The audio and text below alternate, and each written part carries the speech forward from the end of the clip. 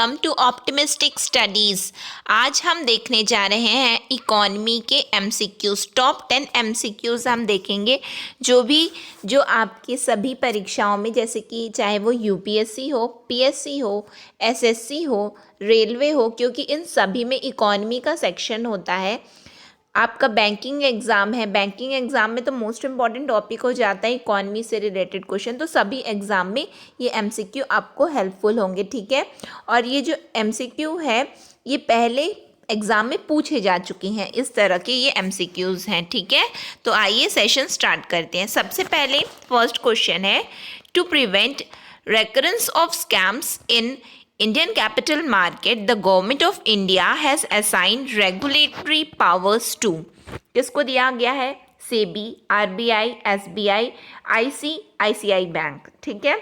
तो ये बोल रहा है ये क्वेश्चन कि जो भी स्कैम्स होते हैं कैपिटल मार्केट में, उसको प्रिवेंट करने के लिए गवर्नमेंट ऑफ इंडिया किसको नियुक्त की है? तो इसका सही जवाब क्या है? सेबी को, है ना, security exchange board of India. तो हम उसके बारे में देखते हैं। जो security and exchange board of India है was initially constituted in 1988 as a non statutory body. देखिए, स्टैट्यूटरी और नॉन स्टैट्यूटरी बॉडी आप सभी ने पॉलिटी में पढ़ा होगा कि यदि कोई भी बॉडी किसी एक्ट ऑफ पार्लियामेंट के अंतर्गत बनाई जाती है तो वो स्टैट्यूटरी कहलाती है ना। और नॉन स्टैट्यूटरी क्या बोलता है? यानी कि पर्टिकुलरली किसी एक्ट के अंतर्गत नहीं बनाई गई है ना, बस कॉन्स्टिट्यूट कर दी गई है, वो नॉन स्टैट्यूटरी स्टेटस दे दिया जाता है। तो जो सेबी है वो 1988 में बनाई गई थी, लेकिन उस समय वो नॉन स्टैट्यूटरी स्टेटस थी, ठीक है। कोई एक्ट पास नहीं किया गया था पार्लियामेंट, लेकिन 1992 में जो है एक्ट पास किया गया। कौन सा एक्ट पास किया गया था? Security and exchange board of India act 1992। ये एक्ट पास करने के बाद क्या हुआ है, उसको स्टैट्यूटरी स्टेटस दे दिया गया, ठीक है। और powers to an ordinance for regulating Indian capital market. जो भी इंडिया के कैपिटल मार्केट है, यानी कि एक्सचेंज बोर्ड है ना, नाम से पता चल रहा है एक्सचेंज बोर्ड ऑफ इंडिया, तो उसके लिए क्या बनाया गया है? सेबी को बनाया गया था। और वो स्टैट्यूटरी स्टेटस कब मिला है? 1992 में। अब पर्टिकुलरली एग्जाम्स में क्या होता है कि डेट पूछ दिया जाता है, ठीक है। जैसे कि 4-5 दिया रहता है, जैसे कि मैंने यहाँ पे आपको लिखा हुआ दिख रहा होगा कि आरबीआई कब फॉर्म हुआ है? 1 अप्रैल 1935 में। अब ये रेलवे में पूछा गया था, अभी जो हाल ही में जो रेलवे में पेपर हो रहे हैं ना, तो उसमें अभी पूछा था कि क्या बोलते हैं कि इलाहाबाद बैंक है ना, जिसको क्या बोलते हैं इंडियन बैंक जो है, वो कहाँ पे फॉर्म हुआ? ओरिजिनली वो फॉर्म कहाँ हुआ? 4 ऑप्शन दिया था, जिसमें कि रियल आंसर था, जो करेक्ट आंसर था वो है कोलकाता में। तो सिमिलरली जो आरबीआई है वो 1 अप्रैल 1935 कोलकाता में फॉर्म हुआ था, ठीक है। ये आप लोग को याद रखना है। देन सेबी जो है 1992 तो हमको याद हो जाता है, ठीक है, हम मतलब रिकॉल कर लेते हैं, ठीक है, 1992 में, क्योंकि हमने पढ़ा है। लेकिन हमको डेट में डाउट होता है, तो डेट जो है वो 12 अप्रैल है। इसको आप लोग मोस्ट इंपॉर्टेंट है, क्योंकि डेट से आजकल जो भी सभी एग्जाम्स में देखे गए हैं कि 4-5 ऑप्शन दे देता है और पूछ देता है कि इसको जो है क्रोनोलॉजिकली इसको अरेंज करो, है ना, तो फॉर्मेशन ईयर के हिसाब से। तो ये इंपॉर्टेंट हो जाता है आपके लिए, ठीक है। जो एसबीआई है, जिसको इंपीरियल बैंक ऑफ इंडिया कहा पहले बोलते थे, वो 1 जुलाई 1955 में बनाया गया था, ठीक है। देन आईसीआईसीआई बैंक, इसका हमको तो ये पता रहता है आईसीआईसीआई बैंक है, बट फुल फॉर्म भी हमको आना ज़रूरी है, ठीक है। तो फुल फॉर्म है इसका industrial credit and investment corporation of India. ये जो है 1994 में बनाया गया था वडोदरा में, ठीक है। देन नेक्स्ट क्वेश्चन हम देखते हैं, ये 5 ईयर प्लान से है। नेक्स्ट सेशन में हम डिटेल में 5 ईयर प्लान्स डिस्कस करेंगे, तो हम सभी 5 ईयर प्लान्स देखेंगे कि क्या है, किस तरह से है, ठीक है। अभी के लिए हाल ही में अभी प्रेजेंटली ये क्वेश्चन डिस्कस कर लेते हैं हम लोग, ठीक है। Which one of the following 5 year plans recognised human development? तो यहाँ पे जो कीवर्ड है वो क्या है? ह्यूमन डेवलपमेंट, ठीक है। Recognised human development as the core of all development efforts. तो इसका सही आंसर जो है वो 8 5 ईयर प्लान है, ठीक है। 8 5 ईयर प्लान में ह्यूमन डेवलपमेंट की बात की गई थी, ठीक है। उसका एक्सप्लेनेशन हम देख लेते हैं। द 8 5 ईयर प्लान 1992 से 97 तक जो था, which was based on John W Miller model. यहाँ से भी एक न्यू एमसीक्यू फॉर्म होता है कि जॉन डब्ल्यू मिलर मॉडल जो है वो कौन से प्लान से रिलेटेड है। तो उसका सही आंसर क्या होगा? 8 5 ईयर प्लान, ठीक है। अब आप लोग कमेंट सेक्शन में कमेंट करके बताना कि महालनोबिस जो है, ठीक है, महालनोबिस मॉडल जो है वो कौन से 5 ईयर प्लान से रिलेटेड है, ठीक है। नेक्स्ट आगे उसका एक्सप्लेनेशन क्या है? John W Miller model has recognised human development as the core of all development efforts, ठीक है। तो आपको याद क्या करना है? 8 5 ईयर प्लान, जिसको जॉन डब्ल्यू मिलर मॉडल भी बोलते हैं, और उसमें ह्यूमन डेवलपमेंट की बात हुई थी, ठीक है। ये 3 पॉइंट्स आपको याद रखने। Then which of the following are the objectives of the commission for agricultural cost and prices, CACP, ठीक है। उसके ऑब्जेक्टिव पूछे गए हैं। तो ये जो है अभी फार्म लॉस के बारे में अभी इतनी सारी आप लोगों को सभी को पता ही होगा, है ना। तो ये एग्जाम पॉइंट ऑफ व्यू से इंपॉर्टेंट हो जाता है CACP, ठीक है। तो उसका ऑब्जेक्टिव पूछ रहा है कि क्या है उसका ऑब्जेक्टिव। जो ऑप्शंस है वो है to stabilise agriculture prices, to ensure meaningful real income levels to the farmers, to protect the interest of the consumers by providing essential agriculture commodities at reasonable rates through public distribution system, to ensure maximum price for the farmer। जैसे कि ये क्या है? CACP है ना, commission for agriculture cost and prices. तो इसका काम क्या है? To stabilise agriculture prices. सही आंसर जो है वो है 1 2 3। ये सेल्फ एक्सप्लेनेटरी है, यानी कि इसी में आंसर दिया हुआ है। To stabilise agriculture prices, agriculture prices को क्या करता है? ये स्टेबलाइज करता है। और क्या? रियल इनकम लेवल किसको इंश्योर करता है? फार्मर्स को मिलना चाहिए, ठीक है। और ये जो CACP है वो क्या करता है? MSP के लिए रिकमेंड करता है गवर्नमेंट को, ठीक है। फिर टू प्रोटेक्ट, जैसे कि मैंने real income levels to the farmers को, तो sorry, to protect the interest of the consumers by providing essential agriculture commodities at reasonable rates through PDS। Reasonable rate, ये नहीं कि क्या बोलते बहुत महंगी चीज़ें मिल रही हैं और कंज्यूमर्स खरीद ही नहीं पा रहे, इस तरह से नहीं। तो CACP का काम क्या है कि रीजनेबल प्राइस में, देखिए फार्मर्स को भी उनके उचित दाम मिलने चाहिए, जिसको MSP के थ्रू वो क्या बोलते हैं देते हैं। देन फिर उसके बाद कंज्यूमर्स को भी रीजनेबल प्राइसेस में सभी प्रोडक्ट्स मिलने चाहिए, ठीक है। और वी कैन से PDS से जो भी मिल, जैसे कि अनाज है, गेहूं हो गया, है ना, चावल हो गया, ये सब मतलब रीजनेबल प्राइसेस में होने चाहिए। पल्सेस हो गए तो रीजनेबल प्राइस में मिले, इसके लिए वो कौन इंश्योर करता है? CACP, ठीक है।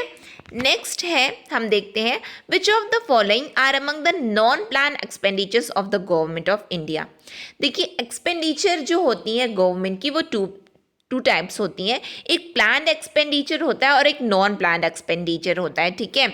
तो जो प्लान एक्सपेंडिचर क्या होता है, जैसे कि यहाँ पे लिखा हुआ है कि वो प्रोडक्टिव पर्पस के लिए होता है, ठीक है। प्रोडक्टिव पर्पस के लिए, जो कि क्या बोलते हैं, वेरियस प्रोजेक्ट्स ऑफ मिनिस्ट्रीज, जैसे कि मिनिस्ट्रीज, रोडवे मिनिस्ट्रीज हो गई, ठीक है। इस तरह से रेलवे मिनिस्ट्री, सभी जो मिनिस्ट्री के जो प्रोडक्टिव जो भी पर्पस होते हैं उसके लिए वो प्लान एक्सपेंडिचर होती है। यानी कि पहले से डिसाइड कर दिया जाता है कि इतना आवंटित किया जा रहा है, इतना पैसा बजट में पहले से ही रहता है, ठीक है। और नॉन प्लान एक्सपेंडिचर क्या होता है, जैसे कि नाम से पता चल रहा है कि प्लानिंग नहीं हुई है उसके लिए कि इतना देना है। वो क्या होता है, is what that the government spends on the so-called non-productive areas, ठीक है, and is mostly obligatory in nature. It includes salaries, subsidies, loans and interest, ठीक। तो क्या क्या बोल रहा है ये कि जो नॉन प्लान है वो नॉन प्रोडक्टिव है, ऐसे आप लोग याद करो, और जो प्लान है वो प्रोडक्टिव है, ठीक है। और जो नॉन प्लान होता है वो ऑब्लिगेटरी होता है, यानी कि गवर्नमेंट को तो देना ही है उसमें, ठीक है। अब तो क्या चीज़ देना अनिवार्य हो जाता है, सैलरीज, ठीक है। अब कोई भी गवर्नमेंट एम्प्लॉयज़ है उनको क्या सैलरी नहीं दी जाएगी, क्या पेंशन नहीं दिया जाएगा, देना ही है सरकार को, ठीक है। सब्सिडीज हो गई, लोन्स हो गए, इंटरेस्ट हो गए, इनको तो देना ही है ना। तो वो नॉन प्लान एक्सपेंडिचर। यहाँ पे पूछा जा रहा है आपसे कि which of the following are among the non plan expenditures of the government of India. तो ऑप्शंस है आपके defence expenditure, subsidies, all expenditure linked with the previous plan periods, interest payment. तो जैसा कि मैंने आपको बताया कि ये ऑब्लिगेटरी है, तो डिफेंस एक्सपेंडिचर जो है ऑब्लिगेटरी है, ठीक है। फिर उसके बाद सब्सिडीज तो देना ही है, all expenditure link with the previous plan periods, यानी कि जो प्रीवियस प्लान पीरियड्स हैं उसमें जो है जो भी एक्सपेंडिचर है वो तो देना ही है सरकार को, ठीक है। फिर इंटरेस्ट पेमेंट वो देना है ना। तो इसमें जो है चारों ऑप्शन सही हैं और आपका करेक्ट आंसर है डी, ठीक है। यहाँ पे एक्सप्लेनेशन दी हुई है जो मैंने अभी आपको समझाया वही है, ठीक। नेक्स्ट है what is the annual rate aimed in the 8th 5-year plan. जैसे कि मैंने क्या बताया कि इसको Miller model, John Miller model बोलते हैं, और ये क्या बोलते हैं, ह्यूमन डेवलपमेंट की बात करता है। कौन, 8th 5-year प्लान, ठीक है। अब ये पूछा जा रहा है कि एनुअल रेट एम्ड क्या किया गया था 8th 5-year प्लान में।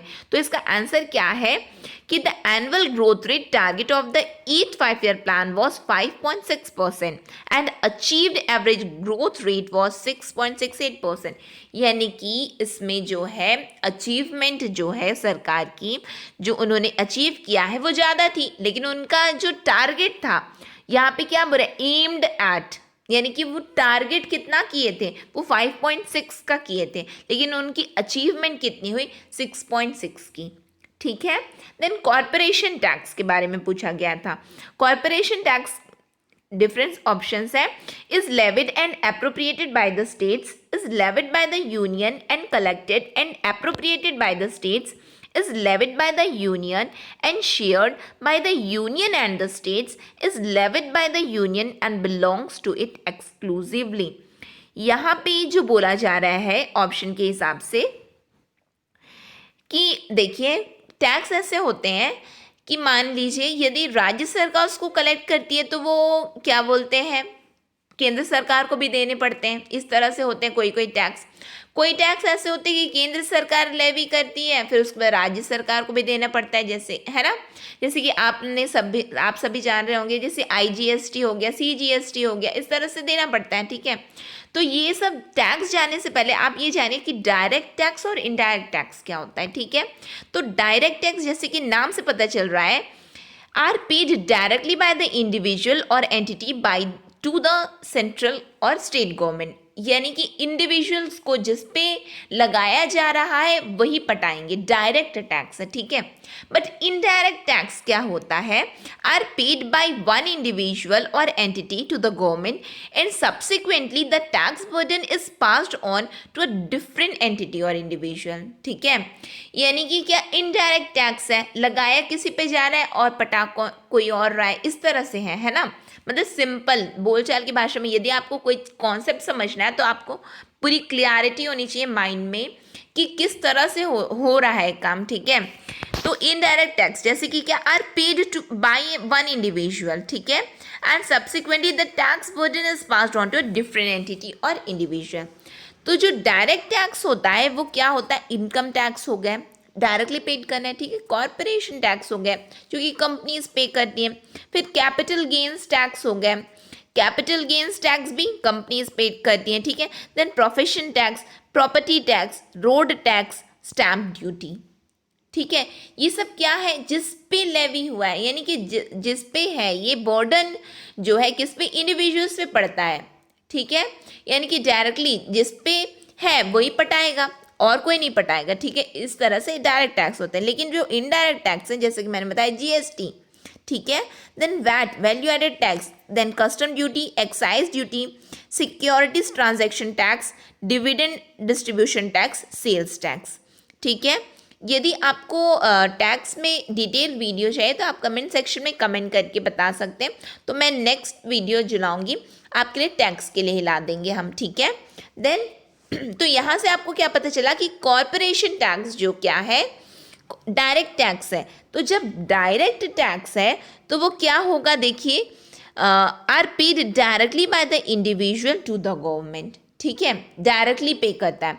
तो जब डायरेक्टली पे करता है, जैसे कि इनकम टैक्स है, इनकम टैक्स हमको जो पटाना है, हम कहाँ पटाते हैं, हाँ, जैसे कि इनकम टैक्स रिटर्न फाइल करते हैं ना, तो उसी तरह से कॉरपोरेशन टैक्स जो है is levied by the union and belongs to it exclusively, यानी कि कोई शेयरिंग नहीं होती है फिर इसमें।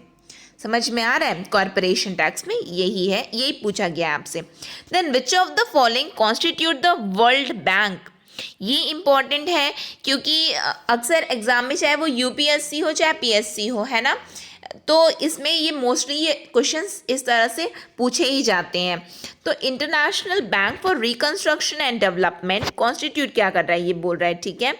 वर्ल्ड बैंक कॉन्स्टिट्यूट क्या करता है, तो international bank for reconstruction development, international finance corporation, international development association, international monetary fund. इसको जानने से पहले हम ये चीज़ जानते हैं कि वर्ल्ड बैंक जो है, वर्ल्ड बैंक और आईएमएफ, ठीक है, ये 1945 में बनाया गया था, ठीक, आफ्टर सेकेंड वर्ल्ड वार, ठीक। तो क्या बोलते हैं, बनाया गया तो किसके रिकमेंडेशन में बनाया गया, तो on the recommendation of Brayton would conference, hence called Brayton would Brayton would twins. ये क्या था, ब्रेटन वुड कॉन्फ्रेंस के रिकमेंडेशन में जो है वर्ल्ड बैंक और आईएमएफ बनाया गया था, विश्व बैंक जिसको हम बोलते हैं ना। तो क्या बोलते हैं, ये बनाया गया था किस लिए, जो भी उस समय जैसे कि लोन देना है ना, पर्टिकुलरली ये आईएमएफ और वर्ल्ड बैंक का काम क्या होता है कि किसी भी क्या बोलते हैं, जो भी वर्क चल रहा है किसी भी देश में जो है ना, ये लोन देते हैं, इजीली लोन देते हैं, लेकिन इनके लिए भी कंडीशंस होती हैं, इनकी कंडीशंस को भी तो फुलफिल ऐसे ही किसी को भी दे देंगे क्या, नहीं, है ना। तो ये जो है ये पूछ रहा है आपसे कि ये वर्ल्ड बैंक की कॉन्स्टिट्यूएंट्स क्या है, क्या मिलकर के वर्ल्ड बैंक बना, तो वर्ल्ड बैंक जो है उसके 5 कॉन्स्टिट्यूएंट्स होते हैं, ठीक है, जो कि आईबीआरडी जिसको हम बोलते हैं international bank for reconstruction development, then IFC international finance corporation, ITA international development association, MIGA multilateral investment guarantee agency, ICSID international centre for the settlement of investment disputes. ये आप कैसे याद करोगे, एक तो आपको फुल फॉर्म याद करनी है, ठीक है, यदि आप यूपीएससी के लिए प्रिपेयर कर रहे हैं तो इसके लिए तो आपको फुल फॉर्म याद करनी ही पड़ेगी, है ना। पीएससी में शायद पूछेगा, नहीं पूछेगा, आपसे ये पूछ सकता है 5 constituents of the world bank, ठीक है। देन एसएससी रेलवे, सिंपली आपको फुल फॉर्म में जाने की ज़रूरत नहीं है, बस ये याद करो कि 5 कॉन्स्टिट्यूएंट्स कितने हैं, ठीक है, वर्ल्ड बैंक की। तो आपको क्या याद करना है, आईबीआरडी, आईएफसी, एमआईजीए, आईसीएसआईडी और आईटीए, बस इतना, ठीक है। India is a member of first 4 constituent of the world bank, यानी कि इंडिया जो है आईबीआरडी का मेंबर है, आईएफसी का मेंबर है, आईटीए का है और एमआईजीए का है, but international centre for the settlement of investment dispute का मेंबर इंडिया नहीं है, ये आपको याद रखना है, ठीक है। Then agriculture income tax is assigned, तो आपको आंसर तो पता चल गया, यानी कि आईएमएफ नहीं है यहाँ पे, है ना, विच of the following constitute the world bank, तो आईएमएफ तो साथ में उसके बना है, तो वो कैसे उसका पार्ट हो सकता है, ठीक है। तो इसके कॉन्स्टिट्यूएंट पूछे हैं तो 1 2 3 है आपका आंसर। देन नेक्स्ट क्वेश्चन है, agriculture income tax is assigned to the state government by, यानी कि जो एग्रीकल्चर टैक्स जो पटाते हैं, ठीक है, is assigned to the state government, यानी कि स्टेट गवर्नमेंट को बिलोंग करता है एग्रीकल्चर टैक्स। ये ऐसा कौन बोला है, इसमें दिया पूछ रहा है ना, तो ऑप्शन है finance commission, national development council, inter state council, then constitution of India. तो आपने पढ़ा होगा पॉलिटी में कि कॉन्स्टिट्यूशन में ही लिखा है, 7 शेड्यूल में लिखा है कि एग्रीकल्चर जो है agriculture tax belongs to the state government, तो यहाँ पे आपका ऑप्शन क्या हो जाएगा, कॉन्स्टिट्यूशन ऑफ इंडिया, ठीक है। देन नेक्स्ट क्वेश्चन है, Narasimhan committee for financial sector reforms has suggested reduction इन, तो डिफरेंट ऑप्शंस जो है वो है SLR and CRR, Then SLR, CRR and priority sector financing, SLR and financing to capital goods sector, CRR priority sector financing and financing to capital goods sector. तो इसका सही answer है SLR, CRR and priority sector financing. देखिए यहाँ पे जो most important thing है वो आपको जानना ये है कि जो ये नरसिम्हन कमेटी है, यहाँ पे क्वेश्चन में एक और एमसीक्यू बन गया कि जो नरसिम्हन कमेटी है वो फाइनेंशियल सेक्टर रिफॉर्म से रिलेटेड है। यदि आप एसएससी रेलवे के लिए प्रिपेयर कर रहे हैं, बैंकिंग के लिए प्रिपेयर कर रहे हैं, तो आपको ये जानना बहुत ज़रूरी है कि नरसिम्हन कमेटी 1991 में बनाई गई है और वो किससे रिलेटेड है? फाइनेंशियल सेक्टर रिफॉर्म से रिलेटेड है। Then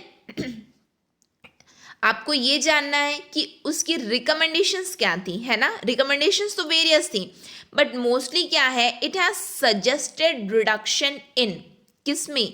SLR statutory liquidity ratio, देन CRR cash reserve ratio, then priority sector financing में इसने रिडक्शन को रिकमेंड किया था। ठीक है, यहाँ पे जो आपका एक्सप्लेनेशन है वो है Narasimhan committee has suggested for reduction is SLR up to 25%, then cash reserve ratio and priority sector financing में। ठीक है, then next question है the new EXIM policy announced in 1992 is for a period of, different options are 3 years, 4 years, 7 years, 5 years and the correct answer is 5 years। ठीक है, EXIM policy के बारे में पहले आप जानिए, क्योंकि केवल MCQ सॉल्व करने से नहीं होता है, आपको उसके बारे में भी जानना ज़रूरी है। ठीक है, तो जो ये न्यू EXIM पॉलिसी है वो जो है 1992 में आई, किसके अंडर में? It is regulated by the foreign trade development and regulation act 1992। यहाँ से एक और क्वेश्चन बनता है। ठीक है, ये मेंस पॉइंट ऑफ व्यू से इम्पॉर्टेंट हो जाता है, जैसे कि RBI हो गया, है ना, सेबी हो गया, नाबार्ड हो गया। इस तरीके से इसमें जो भी मेंस में जो यानी कि टियर 2 में जो MCQ आता है उसके लिए इम्पॉर्टेंट हो जाता है ये टॉपिक, है ना। जैसे UPSC हो गया, ठीक, SSC रेलवे और PSC में इतना डीप में नहीं पूछेगा। Then EXIM policy is regulated by the foreign trade development and regulation act 1992।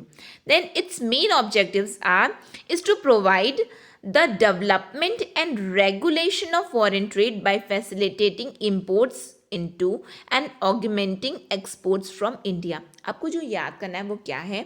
EXIM policy export import policy है इसका फुल फॉर्म। ठीक है, एक्सपोर्ट इम्पोर्ट पॉलिसी। तो ये आपको ये याद रखना है कि ये 1992 में आई है, जो कि foreign trade development and regulation act 1992 के तहत है और ये 5 ईयर्स के लिए थी।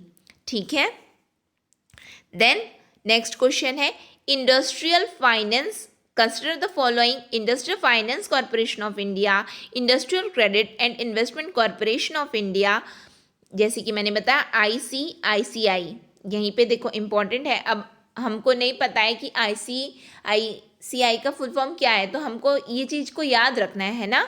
Industrial credit and investment corporation of India, then industrial development bank of India ITBI, unit trust of India. ठीक, तो ये बोल रहा है the correct sequence in which the above were established is. देखिए, जैसे कि मैंने बताया कि इनके जो है पूछ लेता है कि क्रोनोलॉजिकली इनको अरेंज करो। ठीक है, कि क्या है, ये कब बने हैं, उस हिसाब से इसको अरेंज करना है।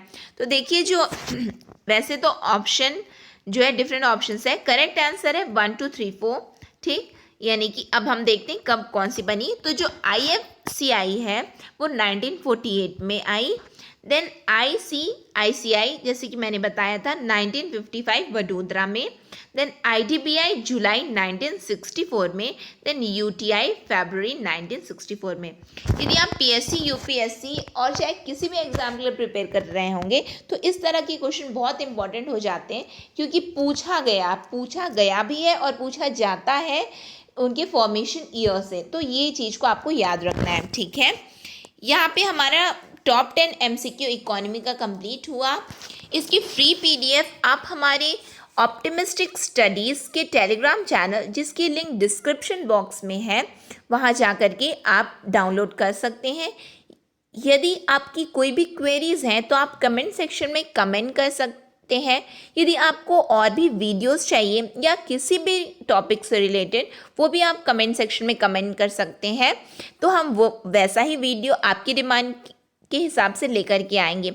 और यदि आपको वीडियो अच्छी लगी हो तो then please like, share and subscribe the channel if you are not subscribe our channel. Thank you for the session. Optimistic learning.